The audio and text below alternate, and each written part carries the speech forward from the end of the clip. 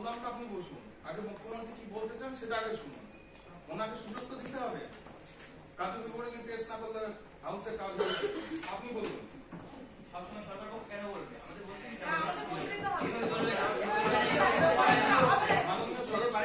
আপনারা থামুন, চিৎকার চেঁচামেচি করবেন না, অশান্তি করবেন না।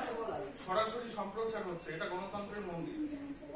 মুখ্যমন্ত্রী কি বলতে চান সেটা শুনতে হবে।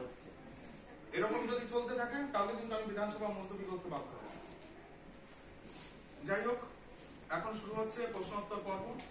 আমার কাছে মোট 5টা প্রশ্ন এসেছে, কিন্তু গুরুত্বের বিচারে আমি মাত্র 2টি প্রশ্নকে আলোচনার জন্য সুযোগ দিচ্ছি, অনুমোদন দিচ্ছি। অনুমোদিত প্রশ্ন নাম্বার 1, বিধায়ক মানসী রায়। ধন্যবাদ মাননীয় অধ্যক্ষ মহোদয়। শিক্ষা দপ্তরের ভারপ্রাপ্ত মন্ত্রী ও মহোদয় অনুগ্রহপূর্বক জানাবেন কি শিক্ষা নিয়োগ বিষয়টা রাজ্য থেকে